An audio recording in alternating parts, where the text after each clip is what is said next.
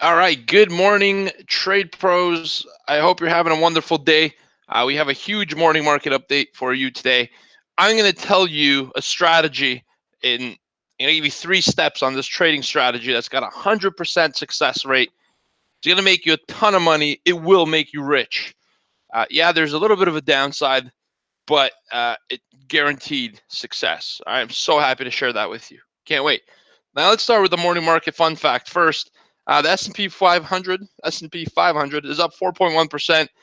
Nasdaq's up 5.9% in the best 10-day start to a year since 2003. So we had the worst end to a December, followed immediately by the best start to a year on the tech sector and the broad market S&P in the first 10 days. So that's a little bit of volatility for you. That's what happens. And here's another little fun fact. In the great crash in the 1930s, there were 16 bull or bear market rallies, which means the market was down, but it went up. All right, 16 times, anywhere between 18 to 48% before continuing lower. So interesting stats, and I think that's a period we've forgotten about, but those stats kind of blow my mind. Read that from a book that I'm reading at the moment. Really cool. Before we jump into the update today, I want to tell you this. We're starting our futures course retaping in 2.5 weeks. We're basically going to reteach the day trading course live. I called it a retaping, but at this point, it's a redo. It's going to be so powerful, updated and current, and I'm going to use over 2 years of knowledge and feedback from our subscribers and redo the course. And this only happens once every couple of years. So I'm recording it, and I'm inviting you guys to take part in this live. You have to be an elite member. It starts February 4th, Mondays and Thursdays of every week, and we're going to do one lesson each day live, and it's going to be amazing. All the new tools, all the new methods we're using, adapted to today's markets, so you could take advantage. So that's cool. All right. Some key earnings here from yesterday. We have Delta Airlines up 0.2%. JP Morgan's up 0.7%. And Continental up 6.1%. United Health up 3.6%. Wells Fargo down 1.6% after yesterday's disappointing results. And you can see earnings are doing pretty good. And the fact that earnings are doing all right is kind of boosting the market here temporarily. Overhead resistance is 2630, 2,630. There's going to be some resistance there on the S&P 500, but it looks like we're going to get to that level today and at least test it. All right, in today's markets, in Asia, Japan's down 0.6%. Hong Kong's up 3%, 0.3, sorry, not 3%. China's flat, India's flat. And in Europe, at midday, London's down 0.5%. We'll talk about London and the Brexit that just happened. Paris, Paris, up 0.1%. Frankfurt's flat. Futures in the United States, Dow and S&P up 0.2%, while Nasdaq is flat. And crude oil is down 0.3%, traded below 52, and now it is giving back some of those gains, down to 51.64 currently bidding. And Bitcoin down another 0.7%, hanging around mid 3,000 on Bitcoin. And it's funny because I did a podcast yesterday, and it was a really fun experience. I'll give you guys the link as it comes out. It's being edited at the moment. I was featured on a podcast, and Bitcoin, he asked me about the outlook on Bitcoin. I said, you know what? What's crazy? I had a 3,500 target for it going back months when it was trading at 11, 12,000. And I thought it was a nuts level, and so did everyone else, but we're here. So it's pretty crazy. And he asked me on the next level, and I told him what I always tell people: I don't know any better than you do. However, maybe a little bit of upside. Very interesting to see how Bitcoin performs through its first bear market, and we haven't gotten that yet. All right, today's calendar at 8:30 in the morning, we had retail sales and import-export prices. 10 a.m., we have business inventories at the top of the hour. The NACHB housing market index, which is the housing market out of the Middle East. No, I'm just kidding. It's the National Association of Housing. I don't know what the B stands for. Bureau, we'll just call it. All right, that's at 10 a.m. And today is crude oil day. And that's the most exciting part for me. Crude oil at 10:30 in the morning on Wednesdays, you have the opportunity, because of the predictability of the report and the volatility of it, you have the opportunity to make a weekly income in 1 hour of one day. And I strongly believe that because we do it every single week and we have great trading days. So today is the day where we're going to trade crude oil. Our oil desk is going to be busier than usual this day of the week. All right. And then 2 p.m. we have Fed's Beige Book. 4 p.m. we have TIC, Treasury International Capital. And 6:30, Fed's Kashkari is going to speak about something. Esther George yesterday was speaking. She's the most notorious hawk. All right. And It's because she's a George and she just believes in getting things done. Imagine my last name was George. I'd be George. So anyway, Esther George was a hawk, and she said, you know what, it might be time to kind of look or have a look at pausing the rates temporarily. That was an interesting comment. When a voting hawk says it's time to look at some more dovish price action, it becomes interesting. And I think the market reacted to that a little bit, but not as much as it did to, we just need to take out some sell stops. All right, let's talk about buy stops rather. I apologize. Let's talk about what happened in the UK. So we gave you a flow map yesterday of some likely scenarios. And the scenario that played out is Theresa May's deal got rejected. So now we're expecting to see a non-confidence vote, which could trigger a general election if that passes. It needs a lot of people to vote for no for her in order for her to be effectively squeezed out. However, you know, after the proposal failed, it's becoming more likely. They've tried to run at a no confidence vote twice and it hasn't worked. Third time could be a charm. So let me pull up the map from yesterday because we had a nice, neat map drawn out for you. And the following happens. Look, this is the map. So you see what I'm looking at. I didn't draw it. Wall Street Journal did. I'm just using it. All right, so it failed.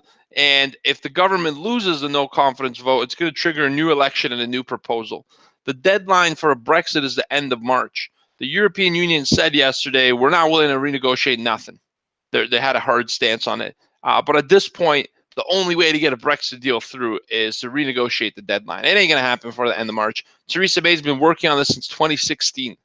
So somebody thinks they can just come in and whip out a deal. Everybody loves to criticize a leader without knowing what kind of things they're surrounded by and the attitude of the general people around them and themselves, obviously. But you know, it's easy to say, hey, Theresa May didn't get the job done, but it takes cooperation. It's government. You need to have other people agree as well. And we kind of gone to a scenario right now where it's an unknown, and that's why there's a little bit of volatility. You look at the pound, you look at the UK market, the volatility was less than we thought. To be perfectly honest with you, I thought there's going to be a huge wave of volatility, but the market's sitting there waiting to hear the next move because, yes, that we knew that the proposal was most likely going to get stricken down, and it did. So that's not really a surprise. The real question I think that's going to trigger the volatility is what's next. All right, it's kind of the calm before the storm here because these things can fall apart very quickly if there isn't an action plan moving forward. She suffered a huge defeat. The European Union said it will not renegotiate, which is really interesting for the pound. The pound rallied on this news, which is also a little bit of an interesting reaction because another part of this Brexit deal that's gone mostly unnoticed is the fact that the Bank of England is planning to raise rates, but they won't do it because of the uncertainty of Brexit. So that gives a couple more weeks, at least a couple months, for the BOE, the Bank of England, to not hike rates. And that's a positive thing, actually, for markets, for equity markets. Lower interest rates for a little bit longer should help the market get boosted upward. It is not a good thing for the currency. So it's not surprising to see the FTSE doing semi-decent, not getting clobbered, but it is kind of interesting to see the pound rally so much. And at this point, I think the traders buying it are saying, hey, we may not do a Brexit at all. Because another alternative is for them to just cancel. They could just say, forget it, no Brexit. And the government does have that authority. You just say, we overrule it. We're not getting out of here. We're going to stay in the European Union. You're going to piss off the people, but you're going to make the capital happy because the capital doesn't have to make changes. It'll just sit in there and wait. And it's status quo, business as usual. Status quo is the favorite two words of the market. All right. So that's that. That's kind of the Brexit deal broken down for you. It's the most important thing is what's next. You're going to hear a lot about this over the next coming weeks. And yeah, I encourage you to kind of keep an eye out on it. And yeah, Mark's just outside right now smoking. He wants me to let him in. He doesn't have a key. Should we let him in? It's actually really beautiful out there. There's like really big chunks of snow falling down. Anywho, let's keep going. We'll leave him on the cold for a second so he can enjoy his breath of fresh air. I promised you a strategy today. All right, so moving on from Brexit, I promised you a strategy at the beginning of this webinar where you could make millions of dollars guaranteed 100%. There's just one little risk. All right, step one, you have to download an IP masking software like a VPN or any other type of software that's going to block your identity. Very important step for this trading strategy. Step number two, hack into the SEC. All right. Step number 3, steal 157 earnings reports before they're released. And step 4, Lambos. All right. Simple. So there you go. The downside, the risk to it is just what your stop loss is. And no, I'm kidding. The risk is you go to jail. It's interesting that that happened, though. Somebody hacked into the SEC, stole 157 reports. If you guys ever go to the SEC webinar, or not webinar, webpage, or CDAR, or Edgar, Edgar's a Canadian one, but you go to CDAR and those pages where they release the reports, these pages look like they're made in the 90s and haven't been updated.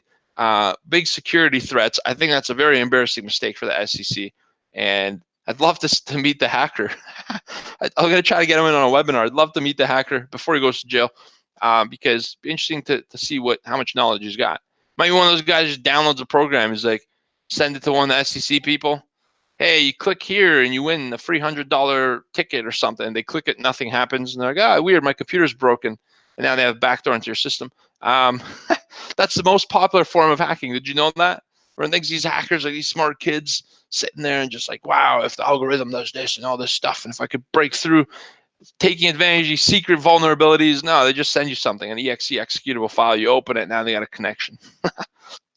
That's funny, but not at the same time. So there you go. I give you a strategy to make millions of dollars. If you go to jail, it ain't my fault. I'm not responsible.